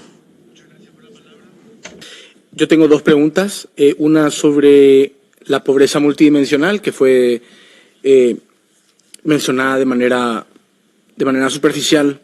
¿Podría la delegación citar cuáles son los indicadores utilizados para calcular el índice de pobreza multidimensional por parte del gobierno? Y si este se ajusta al índice de pobreza multidimensional globalmente utilizado también por el sistema de Naciones Unidas. Esto es especialmente relevante para términos de comparabilidad y para fines de cooperación internacional y garantizar una medición adecuada de conformidad con el objetivo 1 de los Objetivos de Desarrollo Sostenible. Por otro lado, segunda pregunta, La Embajada de Perú en Washington reportó que el 5 de febrero de este año, 340 personas de nacionalidad peruana se encuentran detenidas con orden de deportación y que al menos 343 peruanos se encuentran ante una posible orden de deportación. Asimismo, hay un creciente número de nacionales peruanos deportados que ya están llegando al país y se prevé que este número aumente en el corto y mediano plazo. Y en ese sentido, ¿qué medidas ha puesto en marcha el gobierno con el objeto de recibir y reinsertar a estas personas deportadas a la economía del país y velar por su bienestar? Muchas gracias. Thank you, Mr. Fiorio. And Gracias, señor Fiorio. Señora Fayal, muy rápidamente, por favor, porque nos estamos quedando sin tiempo. question, please.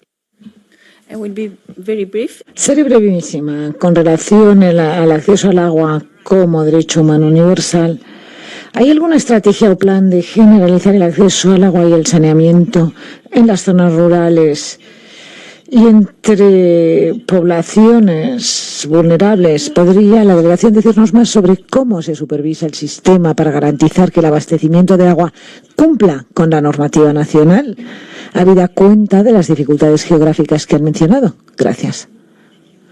Muchas gracias por la excelente gestión del tiempo y ahora le devuelvo la palabra a la delegación de Perú. Disponen de 20 minutos para sus respuestas, por favor. Muchas gracias, señora presidenta, por su intermedio. Comentar algunos puntos que a la delegación del Estado peruano respetuosamente le llaman la atención. Lo primero, se ha establecido que hay un conjunto de un marco normativo que presuntamente sería perjudicial o que afectaría directo o indirectamente los derechos económicos, sociales o culturales. Y sobre el particular, reiterar lo que se dijo ayer con alguna información complementaria. El Estado peruano es un Estado soberano, respetuoso del derecho internacional de los derechos humanos, en el cual las normas se aprueban conforme a cualquier Estado democrático, en el que hay un proceso legislativo, en el que hay una deliberación, y finalmente se aprueban las normas que en ese marco se consideran.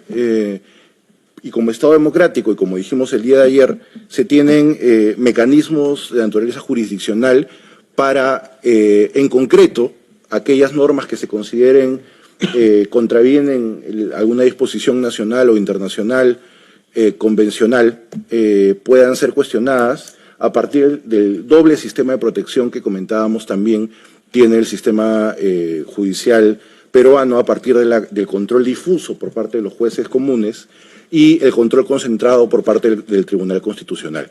En ese sentido, reiteramos nuestra posición firme sobre la naturaleza democrática del Estado peruano y la capacidad que éste tiene para emitir normatividad y que ésta pueda ser analizada o cuestionada en sede interna. Esto, digamos, es un énfasis, se lo comentaba ayer, pero es importante también recordar la naturaleza subsidiaria y complementaria que tienen los sistemas internacionales de protección de derechos humanos, que tienen como mandato central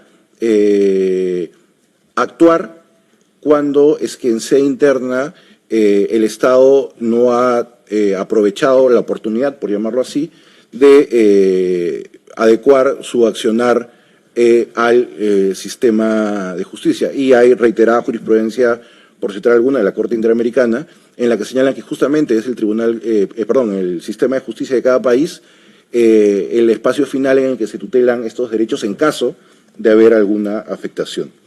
Referente al tema de corrupción, también queremos ser absolutamente enfáticos. Existe una lucha frontal contra la corrupción y un rechazo total contra la misma, porque, y en esto coincidimos, tiene implicancias directas contra el desarrollo social, como bien mencionaban, no del Perú, sino de cualquier país en general. Y sobre eso también se brindó información en nuestra locución previa. Mencionamos que ha habido un cambio de enfoque en la realidad del Perú y se ha incorporado ya no solamente o en adición a la lógica sancionatoria penal, una lógica preventiva y que dentro del aparato de la estructura pública del Estado, comentábamos ya previamente, se ha creado una oficina que depende de la Presidencia del Consejo de Ministros, que es la Secretaría de Integridad Pública, que aborda las temáticas de corrupción y que es el ente rector que implementa la política nacional en la materia, y que ha permitido que hayan personal encargado del tema de la integridad pública de manera preventiva en diversas entidades del Estado para justamente prevenir esta problemática que es transversal a todo el mundo, como es la corrupción. Toda esta información es información que ya habíamos planteado.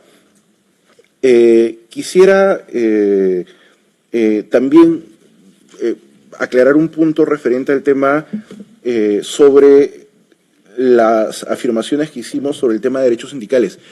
En ningún momento precisamos alguna diferenciación entre la obligación de protección de derechos sindicales y condición de trabajo. Ambos están bajo competencia de las entidades pertinentes dentro del Estado peruano y ambos son tutelados y atendidos conforme establece el derecho nacional y el derecho internacional de los derechos humanos para la protección de los mismos. Aquí lo que sí hemos dicho y lo que sí hemos puesto de relieve es que la particularidad de la geografía del Perú hace que algunas inspecciones laborales tengan características especiales, ¿no? Esto está completamente alineado, por ejemplo, y nuevamente recurro a la jurisprudencia de la Corte Interamericana de Derechos Humanos contra el Sistema Interamericano de Derechos Humanos en general. Si vamos al caso Pueblo Bello contra Colombia, por tomar como referencia un caso, en esta jurisprudencia, en este caso en concreto, se adopta la teoría de la debida diligencia. Y lo que dice en ese caso la Corte Interamericana es que cuando hay afectaciones de derechos entre particulares, como puede ser empleador y trabajador, cuando eso pasa, no es que siempre pase, no se le puede cargar al Estado una carga desproporcionada o imposible de cumplir. No son palabras mías, son palabras de la Corte Interamericana, de hecho, haciendo un diálogo jurisprudencial con el Tribunal Europeo, precisando que el Estado debe conocer o estar en capacidad de conocer un riesgo real e inminente que esté en capacidad de evitar. Esos son los estándares del propio sistema interamericano y del derecho internacional de los derechos humanos para actuar cuando hay afectaciones de derechos entre particulares. En el marco de esas medidas de debida diligencia están todos los protocolos de actuación que hemos comentado en nuestra intervención que ha implementado la SUNAFIL. Referente a algunas preguntas que se nos hizo sobre varios temas, en efecto tenemos las respuestas, pero a veces el tiempo es un poco traicionero, si me permiten la palabra, pero procedo a complementar ello. Se nos hizo consulta sobre el tema de la explotación en la minería ilegal y las consecuencias que esto tiene en la contaminación con mercurio. Y qué medidas concretas se están adoptando sobre el particular. Es importante señalar que la minería ilegal es un delito previsto en el Código Penal. Siendo así, su persecución e interdicción se encuentra a cargo del Ministerio Público y el Ministerio del Interior, encontrándose este último sector a cargo de la Estrategia Nacional para la Interdicción de la Minería Ilegal.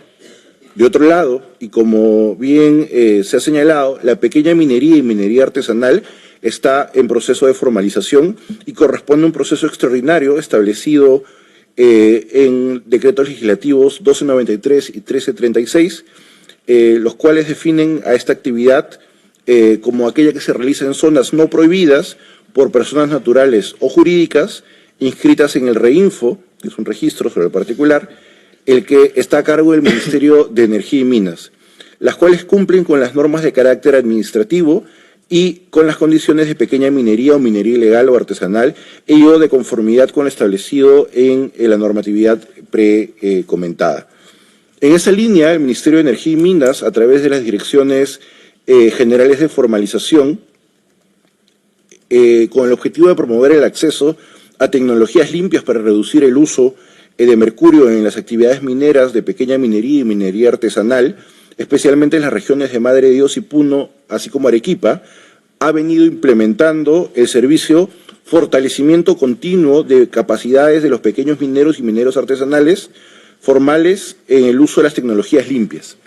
Ello para el beneficio del oro en el marco de la implementación de la política nacional multisectorial para la pequeña minería y la minería artesanal. Asimismo, el Perú cuenta con una directiva sanitaria que establece el abordaje integral de personas expuestas a metales pesados. La misma incluye la vigilancia epidemiológica. Por su parte, es preciso destacar que actualmente se encuentra en implementación el Plan Especial Multisectorial para la Intervención Integral a favor de la población expuesta a metales pesados, metaloides y otras sustancias químicas tóxicas. Uno de los ejes se está relacionado a la gestión integral de la salud y seguimiento sobre el particular, con el objetivo de promover, prevenir, atender y vigilar de manera integral la salud de alguna población que haya podido estar expuesta, todo esto con un carácter de pertinencia cultural lingüística. Como resultado de la vigilancia de la calidad del agua, de consumo humano, aire y suelo, de uso residencial y de identificación de factores de riesgo de exposición a plomo, se brinda atención a la población que reside en zonas contaminadas con plomo a efectos de identificar tempranamente signos y síntomas que puedan estar asociados a dicho metal pesado. Se brinda también esta atención cuando existen antecedentes confirmados de exposición advertidos previamente. La atención abarca el dosaje de plomo para determinar la concentración del plomo en el organismo, así como coadyuvar a forjar un diagnóstico médico en los casos que se necesiten. En esta atención se prioriza la población más vulnerable ante la exposición al plomo, como son los niños, las niñas, los gestantes, acorde a los cuadros clínicos identificados. Se prescriben las atenciones especializadas correspondientes a el órgano afectado. Con identificación de la población expuesta y sus correspondientes factores de riesgo, se comunica a las entidades competentes el riesgo de salud pública identificada a fin de que adopten acciones de prevención y mitigación correspondientes. En relación a los vertidos tóxicos en el marco de la minería, es importante precisar que el proceso de formalización iniciado el 2012 y reestructurado el 2017 está a cargo de los gobiernos regionales, nuevamente el enfoque territorial, a través de las direcciones o gerencias regionales de energía y minas.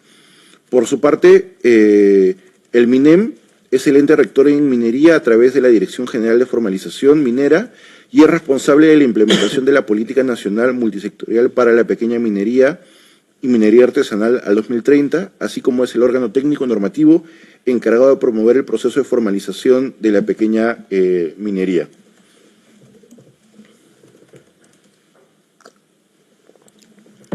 Es importante precisar que para la formalización se requiere contar con los siguientes requisitos.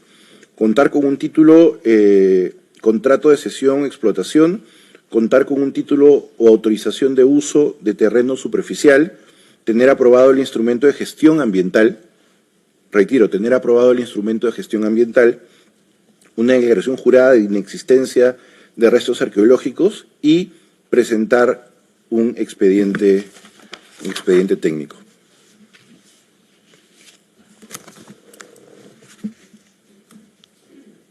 Eso en relación al tema de minería,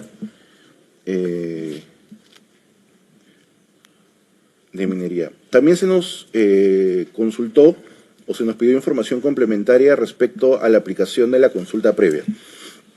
En relación a la naturaleza previa de la misma. Respecto a la consulta previa, el artículo 6 del convenio 169 establece la obligación del Estado de efectuar la consulta previa a los pueblos indígenas con la finalidad de llegar a un acuerdo o lograr el consentimiento. Ello ha sido recogido en el mismo sentido, reitero, en el mismo sentido, en la Ley 29785, cuyo artículo 3 señala que la finalidad de la consulta es alcanzar un acuerdo o consentimiento entre el Estado y los pueblos indígenas u originarios respecto a la medida legislativa o administrativa que les afecte directamente, a través de un diálogo intercultural que garantice su inclusión en los procesos de toma de decisión del Estado y la adopción de medidas respetuosas de sus derechos colectivos. Asimismo, el artículo 4 de la ley establece los principios que rigen la consulta, entre los que están la oportunidad, es decir, que la consulta sea previa, con información oportuna, es decir, que se tenga con la información necesaria en el marco de lo que establece el propio convenio para tomar la decisión, y con ausencia de coacción o condicionamiento, es decir, libre. Todo esto, toda esta normatividad nacional completamente alineada a los estándares del derecho internacional y específicamente al convenio 169 de la OIT. Adicionalmente, la séptima disposición complementaria transitoria de la ley de consulta ha reconocido la aplicación del consentimiento para los supuestos específicos señalados en el convenio 169 sobre desplazamiento y disposición de materiales peligrosos en tierras de pueblos indígenas. Cabe señalar que el Estado peruano, a través del Ministerio de Cultura, garantiza el ejercicio del derecho a la consulta previa a los pueblos indígenas, es decir, es el órgano técnico especializado en la materia. Así, desde el año 2013 a enero del 2025, se concluyeron 98 procesos de consulta previa, aplicando los principios previamente detallados, donde han participado 1.081 localidades de 1.366 pertenecientes a 29 pueblos indígenas u originarios. Se cuenta además con una comisión multisectorial permanente para la aplicación del derecho a la consulta previa por parte del Ministerio de Cultura con el objeto de efectuar seguimiento a acuerdos y procesos. Un segundo, por favor.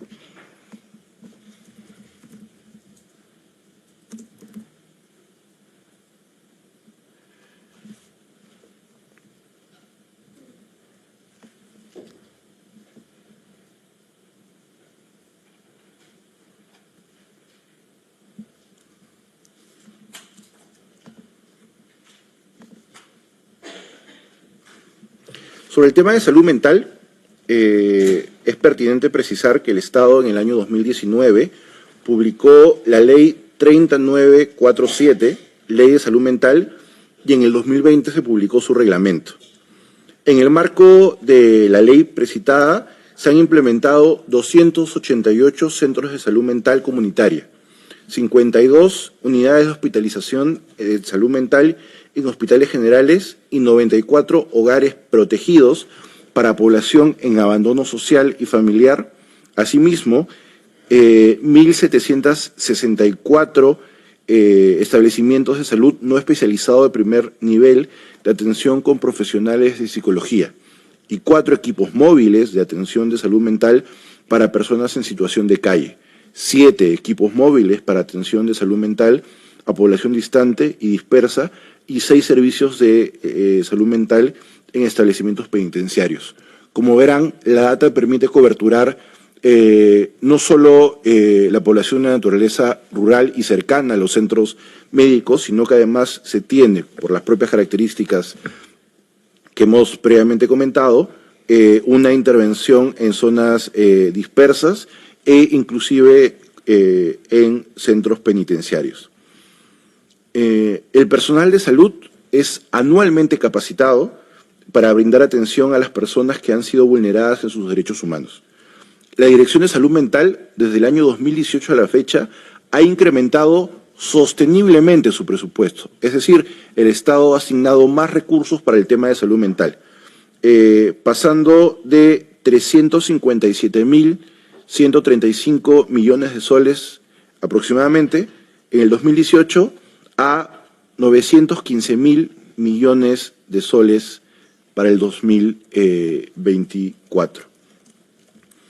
Otras medidas para la implementación de la atención de salud mental a nivel de las personas en relación de pareja, de familia y comunidad para mantener la convivencia saludable, es decir, también la atención en el caso y evitar la violencia intrafamiliar a partir de la naturaleza preventiva mediante la salud mental como elemento preventivo para evitar la violencia. La Dirección de Promoción de Salud, en el marco de sus funciones, establece un conjunto de estrategias de comunicación social, educación para la salud que contribuyen a la generación de entornos saludables y la construcción de una cultura de personas, familia y comunidad desde el enfoque de derechos humanos, la igualdad de género y la interculturalidad en la salud. En el Perú, la violencia de pareja es uno de los principales problemas de salud pública, según la encuesta demográfica del ENDES del 2023, y en atención a ellos se están adoptando las medidas de soporte psicológico para las personas víctimas de violencia que estábamos comentando hace un momento. En tal sentido, se vienen incorporando acciones como la promoción de la salud mental, la orientación a crear entornos saludables, libres de violencia, de ejercicios de los derechos y fomento de valores, así como la protección de los grupos vulnerables, entre ellas las mujeres, niños, como medida complementaria para contribuir con la atención integral a la salud mental. En el marco de los programas presupuestales 031 de salud mental, se ha implementado el subproducto Parejas de Consejería en la promoción de convivencia saludable. Nuevamente, un enfoque presupuestal vinculado o alineado al cumplimiento de objetivos. En relación a las medidas sobre el embarazo adolescente, el Estado ha implementado el plan, se me está agotando el tiempo, no sé si pudieran darme un momento adicional para poder atender las consultas. Muchísimas gracias. En relación al embarazo adolescente, el Estado implementó un plan multisectorial de prevención del embarazo en adolescentes 2013-2021, el mismo que fue evaluado el 2022 y el 2023 con la participación de 10 sectores miembros de la Comisión Multisectorial Permanente encargada del seguimiento, monitoreo y evaluación del documento.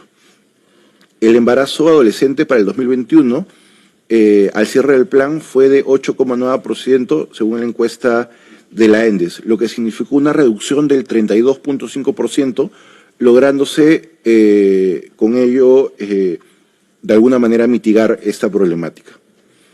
La reducción del embarazo adolescente en los últimos años ha tenido un descenso significativo.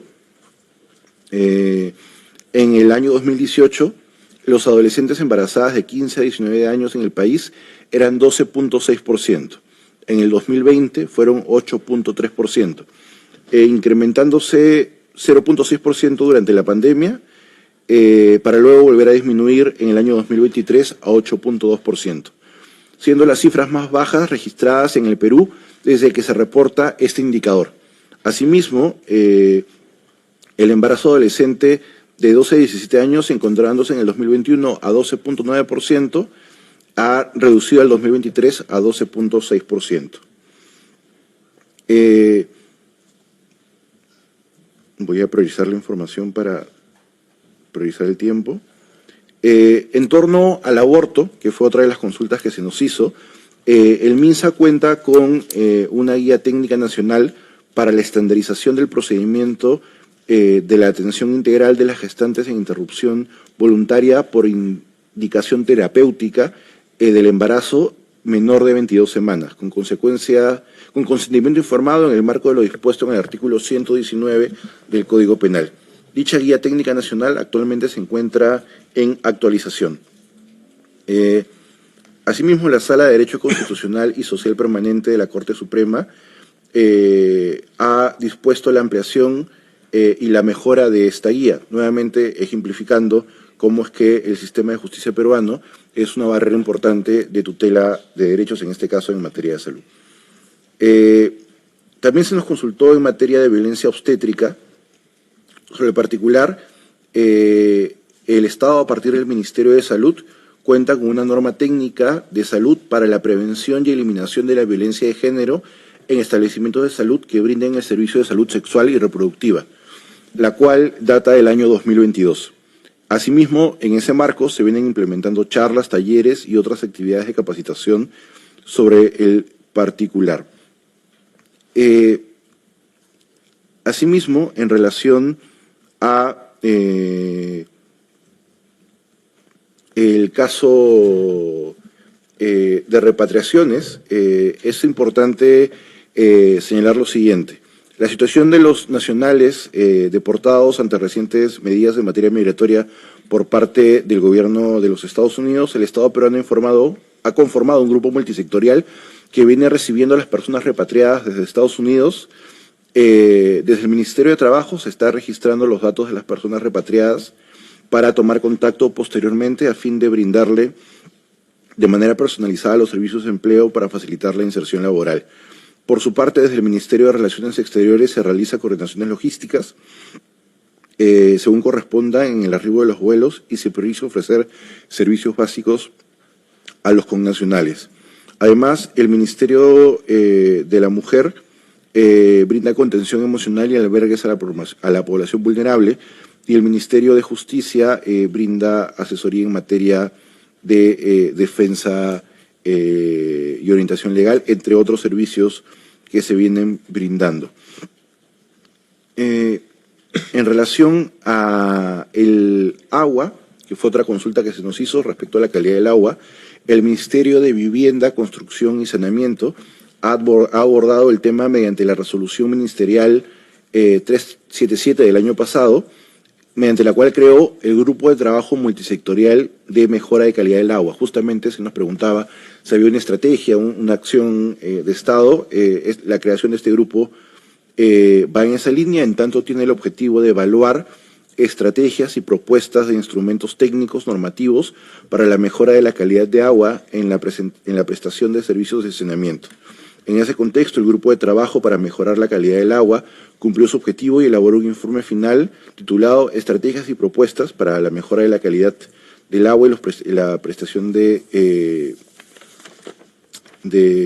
saneamiento. En relación a la pobreza multidimensional y la consulta que se nos hizo, mediante decreto supremo se declara de prioridad nacional la elaboración y aprobación de la medición oficial de pobreza multidimensional complementaria a la medición monetaria de la pobreza, y para su medición se contarán con los siguientes elementos: salud, educación, vivienda, servicios básicos, empleo y previsión social, además de la conectividad. Eso. En relación a, y ya con esto para culminar porque sé que hay muchas preguntas que por ahí se quedan en el tintero, respecto al caso Camila, que se nos ha consultado, allí queríamos precisar lo siguiente, y con esto voy terminando. El Estado peruano es sumamente respetuoso de los foros y los espacios en sede nacional e internacional, y entendemos que los casos devenidos de peticiones, tanto del sistema universal como del sistema interamericano, tienen sus propios mecanismos de seguimientos que son diferentes al foro en el que nos encontramos. Sin perjuicio de ello, y en atención al tiempo, se va, en el marco de la buena fe del Estado, entendiendo que la obligación está en los otros espacios y no en este, se va a poner información detallada en el documento escrito que se enviará dentro del plazo de las 48 horas, en atención al tiempo que tenemos. Thank you very much. Muchas gracias. Vamos ahora a pasar al grupo de preguntas 4 y quisiera invitar al señor Fiorio a formular las preguntas sobre el último grupo de artículos, los últimos 3 artículos del pacto. Tiene usted la palabra por 10 minutos. Muchas gracias por la palabra. Voy a hacer referencia a algunos puntos que ya se han tocado anteriormente, que la delegación ya mencionó. Sin embargo, tengo preguntas más específicas sobre los mismos, por si suenan repetitivos. En primer lugar, sobre el derecho a la educación. ¿Podría la delegación indicar al comité detalles sobre el gasto público en 2024, así como lo previsto para el año 2025, que actualmente el Estado dedica al sector de la educación, ya sea en función a su Producto Interno Bruto o la proporción general del gasto del presupuesto general de la Nación? Por otro lado, se ha informado al comité sobre el descenso de la calidad educativa en Perú, especialmente luego de la pandemia, por deterioro o falta de mantenimiento de la infraestructura educativa, y en este contexto tengo a bien consultar qué medidas concretas ha adoptado el Estado para revertir el descenso de los niveles de comprensión lectora y razonamiento matemático en estudiantes de primaria, Dado que al menos el 50% de los estudiantes de primaria tenían un ordenador y solo 1 de cada 4 hogares tenía acceso a Internet durante la pandemia, ¿cómo ha evaluado el Estado el impacto real del programa Aprendo en Casa, mencionado en el párrafo 100.1 a la respuesta a la lista de cuestiones? ¿Y qué estrategias ha implementado para garantizar el acceso equitativo a la educación y la brecha digital? ¿Qué inversiones se han realizado para mejorar la conectividad y el acceso a dispositivos tecnológicos en las escuelas públicas, especialmente en zonas rurales y comunidades en situación de vulnerabilidad? Por otro lado, es extremadamente preocupante para el Comité la información recibida y de público conocimiento sobre la violencia en el ámbito educativo, especialmente casos de violencia y violencia sexual que se reportan continuamente dentro de los recintos educativos. Recientemente, por un lado, el Ministerio de Educación, el Minedu, a través de su sitio portal web CICB, reveló que 16.684 casos de violencia escolar han sido reportados en el año 2024 y en el año 2023 han sido 19.762, mostrando una tendencia sostenida de violencia en los recintos educativos. ¿Qué medidas específicas prevé tomar el Estado ante esta situación y si existen protocolos o procedimientos para actuar en estos casos? Por otro lado, es de extrema preocupación la información recibida y de pública difusión también sobre el abuso sexual sistémico persistente a lo largo de los años de niños, niñas y adolescentes en la provincia de Condorcanqui, indicando que en los últimos 15 años ha habido más de 600 casos de abuso perpetrados inclusive por los docentes. Si bien la delegación ya hizo mención sobre este punto, y adicionalmente en este contexto quisiera adicionar que preocupa aún más la existencia de declaraciones realizadas a lo largo del tiempo por representantes del Ministerio de Educación y del Ministerio de la Mujer y Poblaciones Vulnerables que han asociado esta práctica a prácticas culturales, y pongo esto entre comillas. Y en este contexto consulto, ¿qué acciones concretas está tomando el Estado para prevenir y erradicar el abuso sexual sistémico de niños, niñas y adolescentes en la provincia de Condorcanqui? ¿Y cuáles han sido los avances en la investigación y sanción de los responsables, más allá de la separación de los cargos? ¿Y cómo es que se han tomado tantos años para esta debida diligencia? Teniendo en cuenta que estas denuncias iniciaron ya a partir del decenio pasado.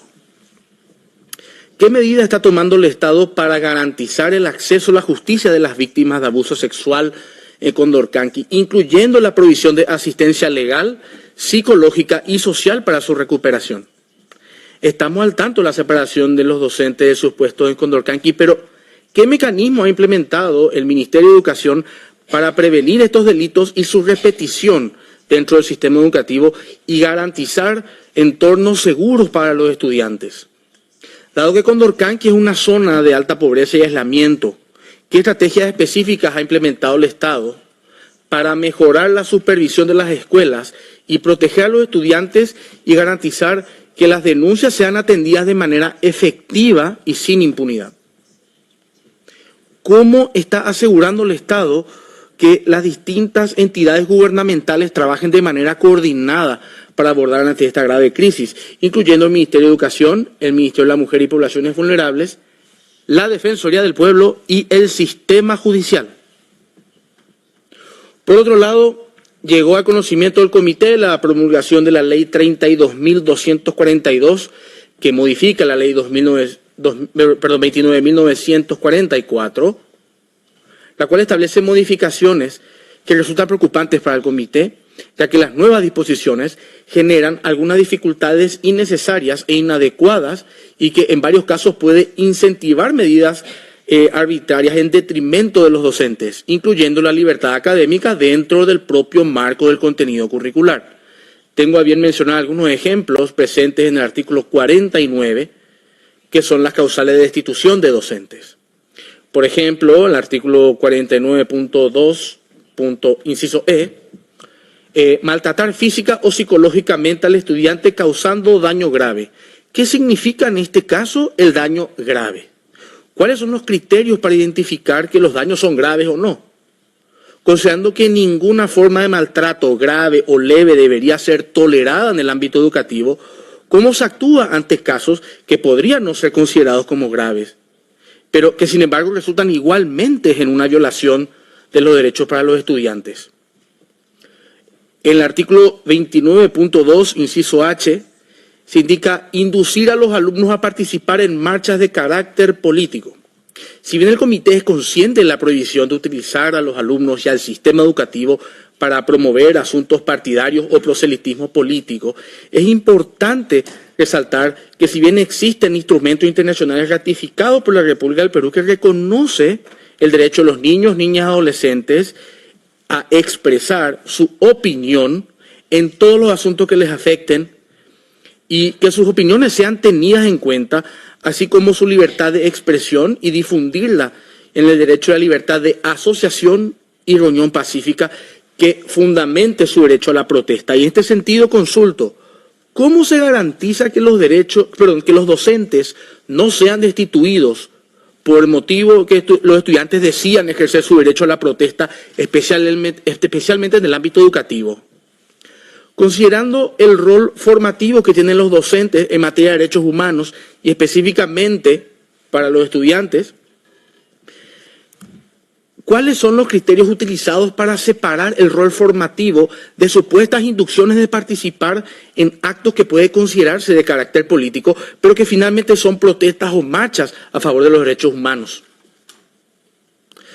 Por otro lado, ¿podría el Estado informar sobre los salarios de los docentes en Perú? ¿Son estos competitivos? ¿Cómo se compara el mismo con el salario mínimo o salario promedio existente en Perú?